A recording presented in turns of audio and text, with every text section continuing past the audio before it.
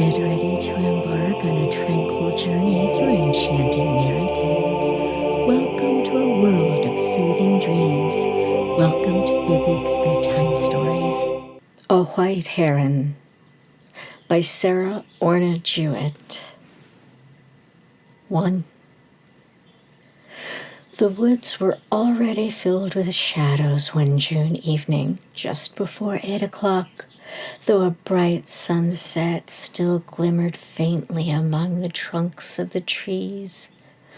A little girl was driving home her cow, a plodding, dilatory, provoking creature in her behavior, but a valued companion for all that.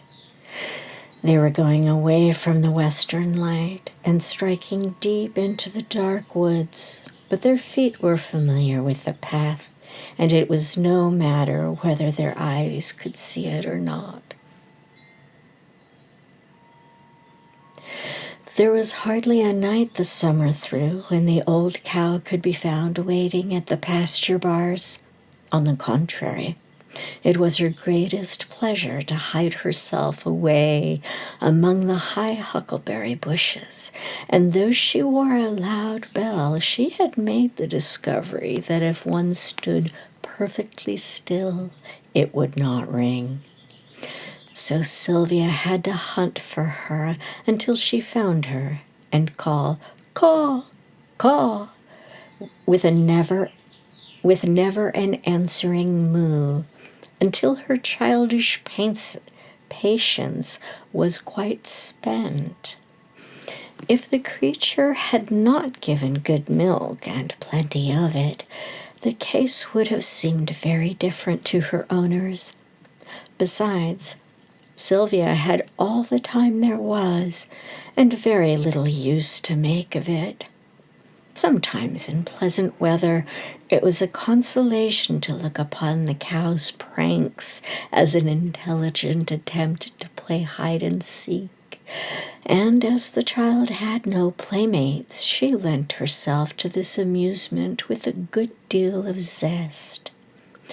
Though this chase had been so long that the wary animal herself had given an unusual signal of her whereabouts, Sylvia had only laughed when she came upon Mistress Mooley at the swamp side, and urged her affectionately homeward with a twig of birch leaves.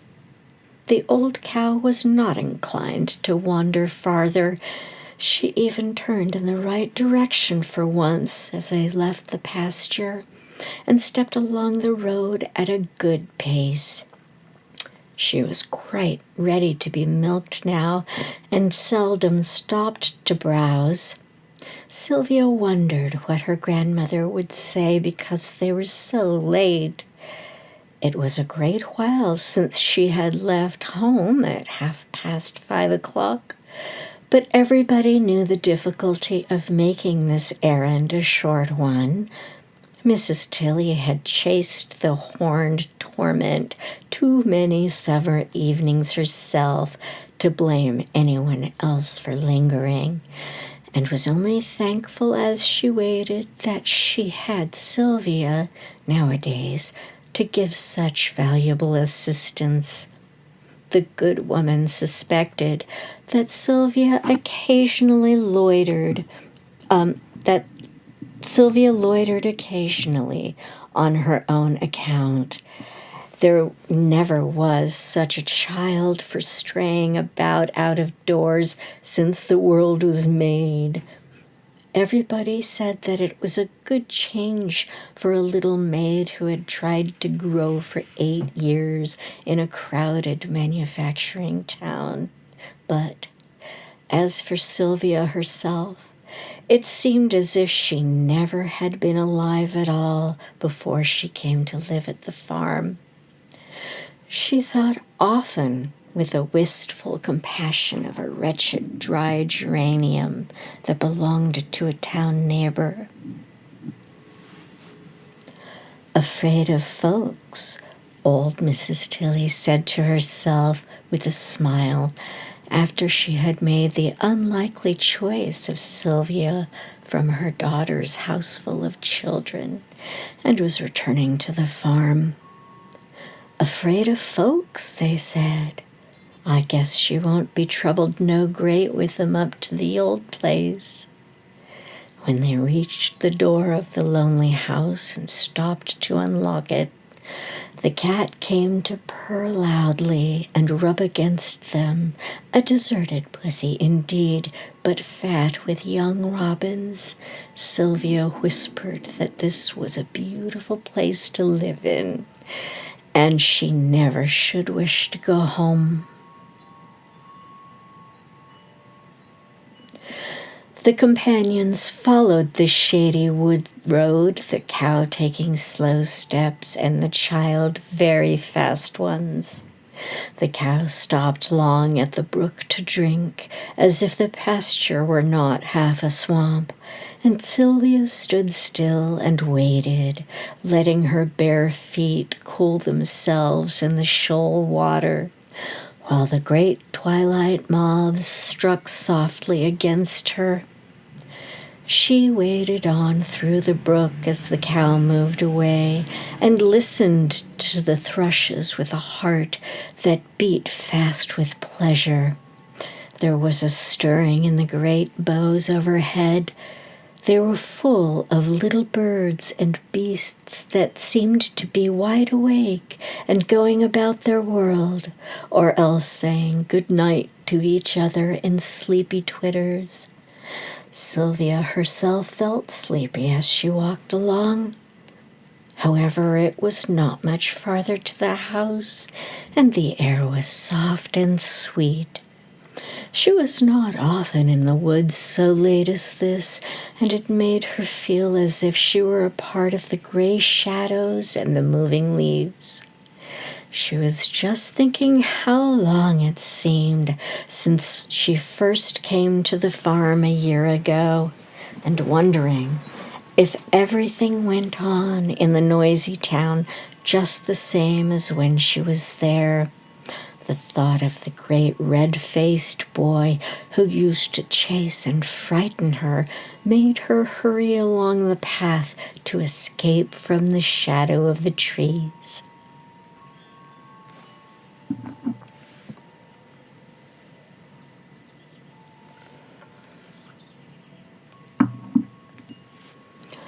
Suddenly, this little woods girl is horror-stricken to hear a clear whistle not very far away. Not a bird's whistle, which would have a sort of friendliness, but a boy's whistle, determined and somewhat aggressive. Sylvia left the cow to whatever sad fate might await her, and stepped discreetly aside into the bushes, but she was just too late. The enemy had discovered her and called out in a very cheerful and persuasive tone, "Halloa, little girl, how far is it to the road?" And trembling Sylvia answered almost inaudibly, "A good ways."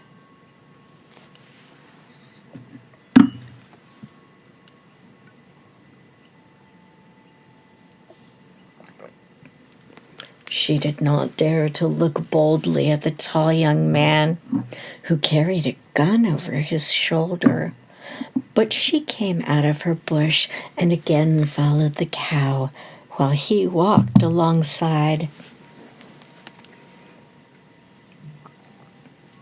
"I have been hunting for some birds," the stranger said kindly, "and I have lost my way and need a friend very much. Don't be afraid," he added gallantly. "Speak up and tell me what your name is, and whether you think I could spend the night at your house and go out gunning early in the morning." Sylvia was more alarmed than before. Would not her grandmother consider her much to blame? But who could have foreseen such an accident as this? It did not appear to be her fault, and she hung her head as if the stem of it were broken, but managed to answer, "Sylvie," with very much effort when her companion again asked her name.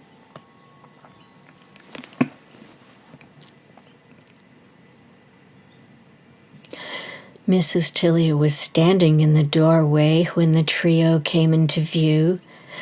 The cow gave a loud moo by way of explanation. "Yes, you'd better speak up for yourself, you old trial. Where's she tucked herself away this time, Sylvie?" Sylvia kept an awed silence. She knew by instinct that her grandmother did not comprehend the gravity of the situation. She must be mistaking the stranger for one of the farmer lads of the region. The young man stood his gun beside the door and dropped a heavy game bag beside it. Then he bade Mrs. Tilley good evening and repeated his wayfarer's story and asked if he could have a night's lodging. "Put me anywhere you like," he said. "I must be off early in the morning, before day. But I am very hungry indeed.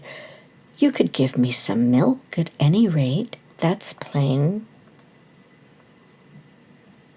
"Dear sakes, yes," responded the hostess, whose long slumbering hospitality seemed to be easily awakened.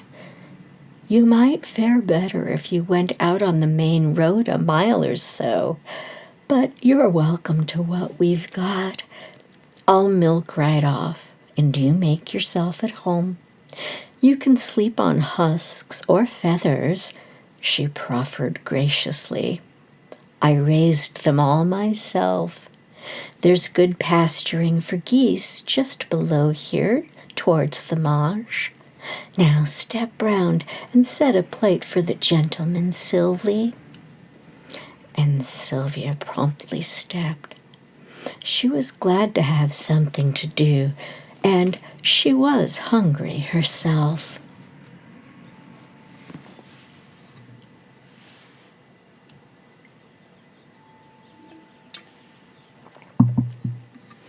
It was a surprise to find so clean and comfortable a little dwelling in this New England wilderness.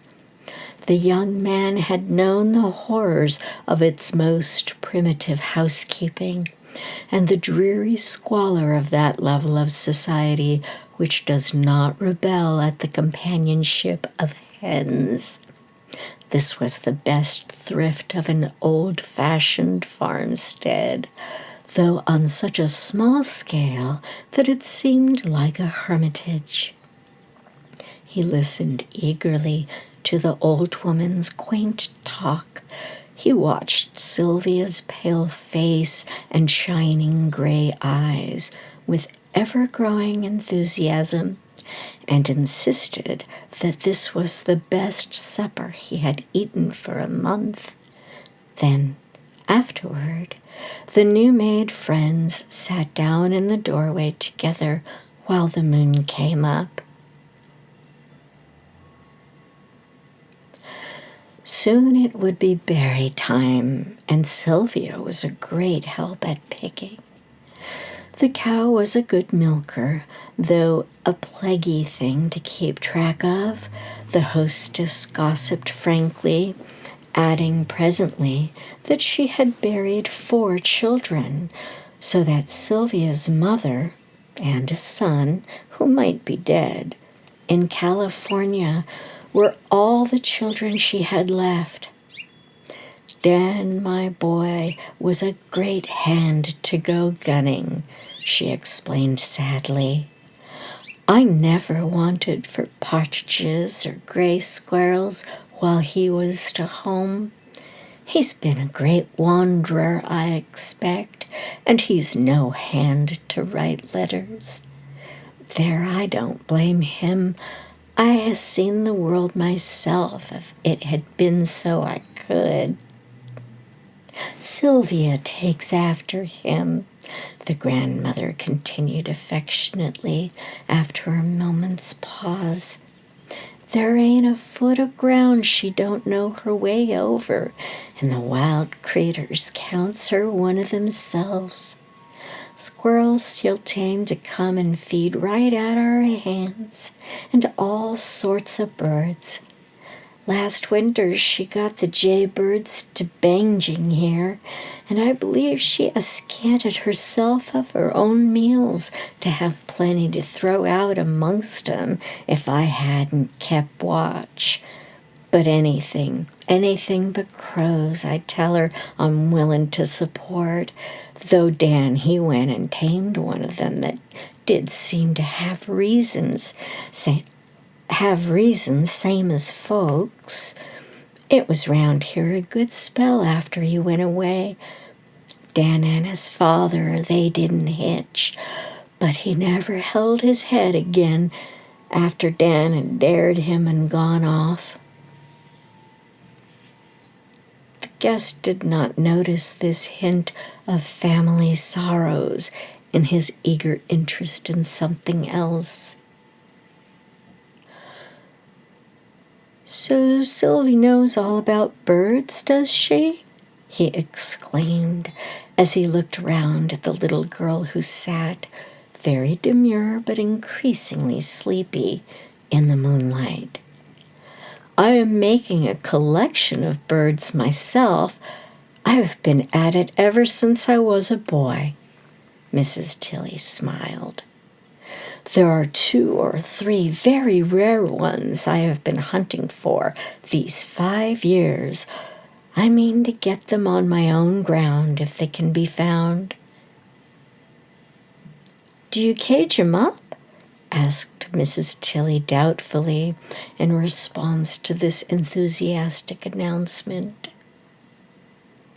"Oh, no, they're stuffed and preserved, dozens and dozens of them," said the ornithologist.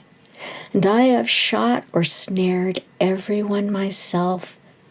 I caught a glimpse of a white heron 3 miles from here on Saturday, and I have followed it in this direction. They have never been found in this district at all. The little white heron it is." And he turned again to look at Sylvia with the hope of discovering that the rare bird was one of her acquaintances.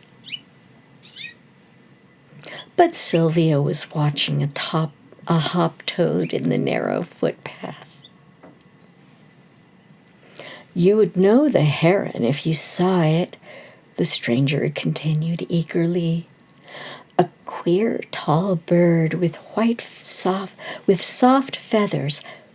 A queer, tall bird with soft feathers and long, thin legs. And it would have a nest, perhaps, in the top of a high tree made of sticks, something like a hawk's nest." Sylvia's heart gave a wild beat. She knew that strange white bird, and had once stolen softly near where it stood in some bright green swamp grass, away over at the other side of the woods. There was an open place where the sunshine always seemed strangely yellow and hot, where tall, nodding rushes grew, and her grandmother had warned her that she might sink in the soft black mud underneath and never be heard of more. Not far beyond were the salt marshes, and beyond those was the sea which Sylvia wondered and dreamed about, but had never looked upon, though its great voice could often be heard above the noise of the woods on stormy nights. "I can't think of anything I should like so much as to find that heron's nest," the handsome stranger was saying. I would give $10 to anybody who could show it to me," he added desperately. "And I mean to spend my whole vacation hunting for it if need be." Perhaps it was only migrating, or had been chased out of its own region by some bird of prey.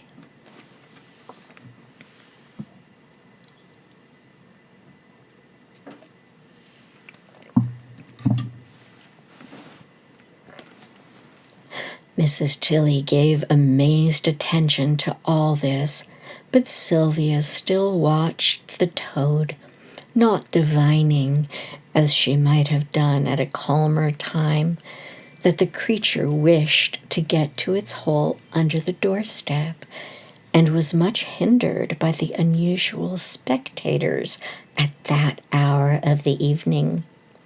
No amount of thought that night could decide how many wished-for treasures the $10 so lightly spoken of would buy.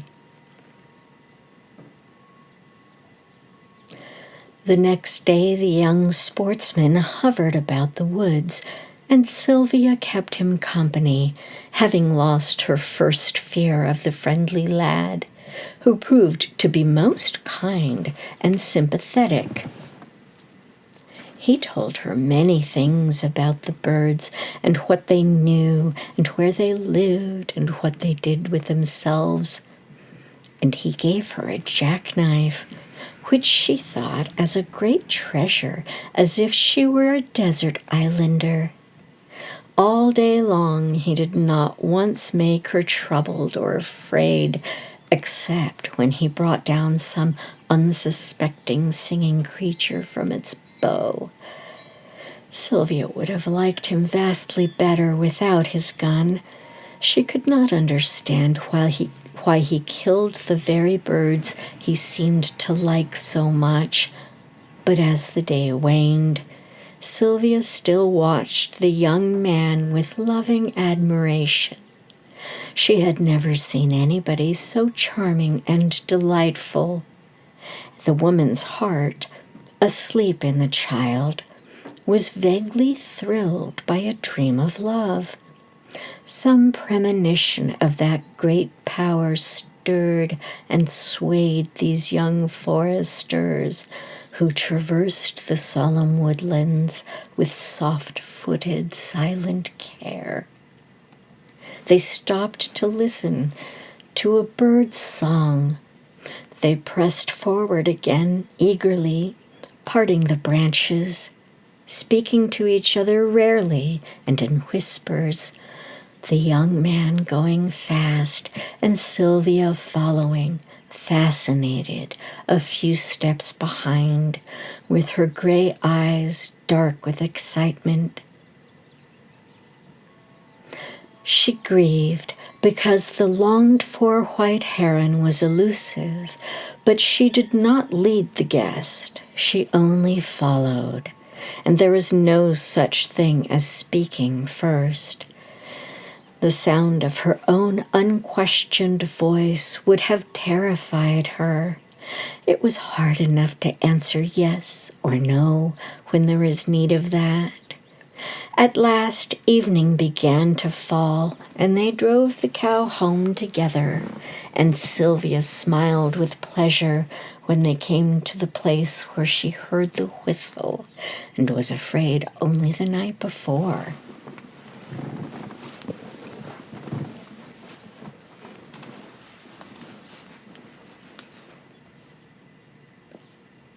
Two. Half a mile from home, at the farther edge of the woods, where the land was highest, a great pine tree stood, the last of its generation. Whether it was left for a boundary mark, or for what reason, no one could say. The wood choppers who had felled its mates were dead and gone long ago, and a whole forest of sturdy trees, pines, and oaks, and maples had grown again. But the stately head of this old pine towered above them all and made a landmark for sea and shore miles and miles away. Sylvia knew it well. She had always believed that whoever climbed to the top of it could see the ocean, and the little girl had often laid her hand on the great rough trunk and looked up wistfully at those dark boughs that the wind always stirred, no matter how hot and still the air might be below. Now she thought of the tree with a new excitement, for why, if one climbed it at break of day, could not one see all the world and easily discover whence the white heron flew, and mark the place and find the hidden nest? What a spirit of adventure! What wild ambition! What fancied triumph and delight and glory for the later morning when she could make known the secret! It was almost too real and too great for the childish heart to bear.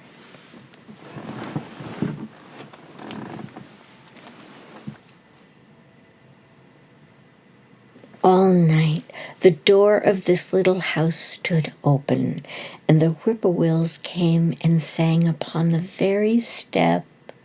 The young sportsman and his old hostess were sound asleep, but Sylvia's great design kept her broad awake and watching. She forgot to think of sleep.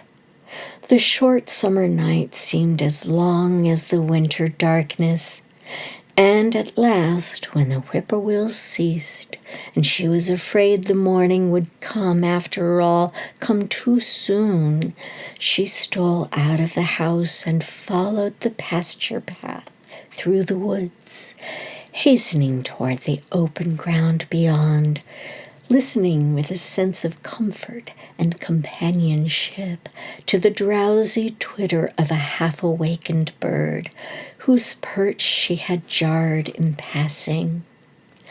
Alas, if the great wave of human interest which flooded for the first time this dull little life should sweep away the satisfactions of an existence heart to heart with nature and the dumb life of the forest.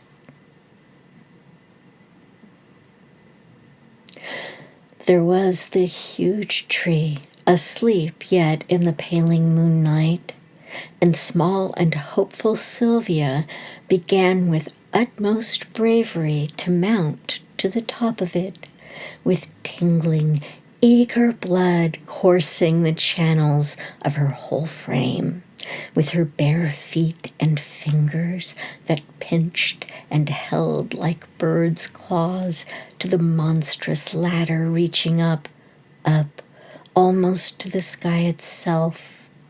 First she must mount the white oak tree that grew alongside, where she was almost lost among the dark branches and the green leaves heavy and wet with dew. A bird fluttered off its nest, and a red squirrel ran to and fro and scolded pettishly at the harmless housebreaker. Sylvia felt her way easily. She had often climbed there, and knew that higher still one of the oak's upper branches chafed against the pine trunk, just where its lower boughs were set close together. There, when she made the dangerous pass from one tree to the other, the great enterprise would really begin.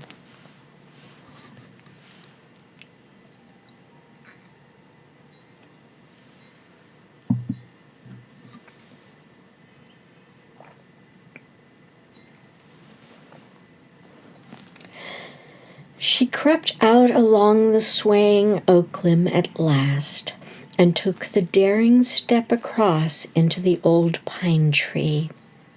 The way was harder than she thought. She must reach far and hold fast. The sharp, dry twigs caught and held her and scratched her like angry talons.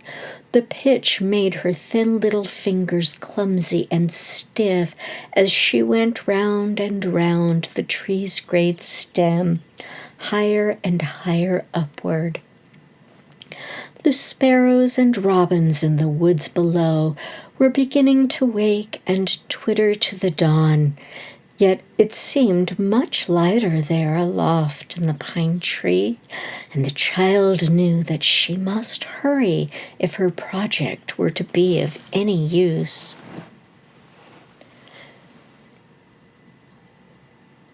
The tree seemed to lengthen itself out as she went up, and to reach farther and farther upward.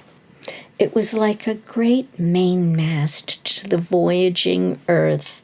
It must truly have been amazed that morning through all its ponderous frame, as it felt this determined spark of human spirit creeping and climbing from higher branch to branch. Who knows how steadily the least twigs held themselves to advantage this light, weak creature on her way? The old pine must have loved his new dependent more than all the hawks and bats and moths and even the sweet-voiced thrushes was the brave beating heart of the solitary gray-eyed child. And the tree stood still and held away the winds that June morning while the dawn grew bright in the east. Sylvia's face was like a pale star if one had seen it from the ground when the last thorny bough was past, and she stood trembling and tired but wholly triumphant, high in the treetop. Yes, there was the sea, with the dawning sun making a golden dazzle over it, and toward that glorious east flew two hawks with slow-moving pinions. How low they looked in the air from that height, when before one had only seen them far up and dark against the blue sky. Their gray feathers were soft as moths. They seemed only a little way from the tree, and Sylvia felt as if she too could go flying away among the clouds. Westward, the woodlands and farms reached miles and miles into the distance. Here and there were church steeples and white villages. Truly, it was a vast and awesome world. The birds sang louder and louder. At last, the sun came up bewilderingly bright. Sylvia could see the white sails of ships out at sea, and the clouds that were purple and rose-colored and yellow at first began to fade away. Where was the white heron's nest in the sea of green branches? And was this wonderful sight and pageant of the world the only reward for having climbed to such a giddy height? Now look down again, Sylvia, where the green marsh is set among the shining birches and dark hemlocks. There, where you saw the white heron once, you will see him again. Look, look! A white spot of him, like a single floating feather, comes up from the dead hemlock and grows larger and rises and comes close at last and goes by the landmark pine with steady sweep of wing and outstretched slender neck and crested head. And wait, wait. Do not move a foot or a finger, little girl. Do not send an arrow of light and consciousness from your too eager eyes, for the heron has perched on a pine bough not far from yours, and cries back to his mate on the nest, and plumes his feathers for the new day. The child gives a long sigh a minute late when a company of shouting catbirds comes also to the tree, and vexed by their fluttering and lawlessness, the solemn heron goes away. She knows his secret now, the wild, light, slender bird that floats and wavers and goes back like an arrow presently to his home in the green world beneath. Then Sylvia, well satisfied, makes her perilous way down again, not daring to look far below the branch she stands on, ready to cry sometimes because her fingers ache and her lamed feet slip, wondering over and over again what the stranger would say to her and what he would think when she told him how to find his way straight to the heron's nest. "Sylvie, Sylvie," called the busy old grandmother again and again, but nobody answered, and the small husk bed was empty, and Sylvia had disappeared. The guest waked from a dream, and remembering his day's pleasure, hurried to dress himself that it might sooner begin. He was sure from the way the shy little girl looked once or twice yesterday that she had at least seen the white heron, and now she must really be persuaded to tell. Here she comes now, paler than ever, and her worn old frock is torn and tattered and smeared with pine pitch. The grandmother and the sportsman stand in the door together and question her, and the splendid moment has come to speak of the dead hemlock tree by the green marsh. But Sylvia does not speak after all, though the old grandmother fretfully rebukes her, and the young man's kind appealing eyes are looking straight in her own. He can make them rich with money. He has promised it, and they are poor now. He is so well worth making happy, and he waits to hear the story she can tell. No, she must keep silence. What is it that suddenly forbids her and makes her dumb? Has she been 9 years growing, and now, when the great world for the first time puts out a hand to her, must she thrust it aside for a bird's sake? The murmur of the pine's green branches is in her ears. She remembers how the white heron came flying through the golden air, and how they watched the sea and the morning together, and Sylvia cannot speak.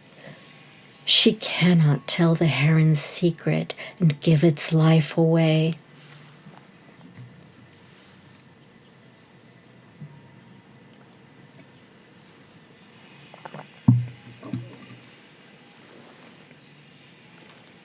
Dear loyalty, that suffered a sharp pang as the guest went away, disappointed later in the day, that could have served and followed him and loved him as a dog loves.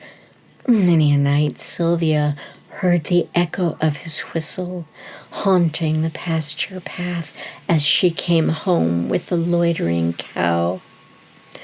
She forgot even her sorrow at the sharp report of his gun and the piteous sight of thrushes and sparrows dropping silent to the ground, their songs hushed and their pretty feathers stained and wet with blood. Were the birds better friends than their hunter might have been? Who can tell? Whatever treasures were lost to her, woodlands and summertime remember. Bring your gifts and graces and tell your secrets to this lonely country child.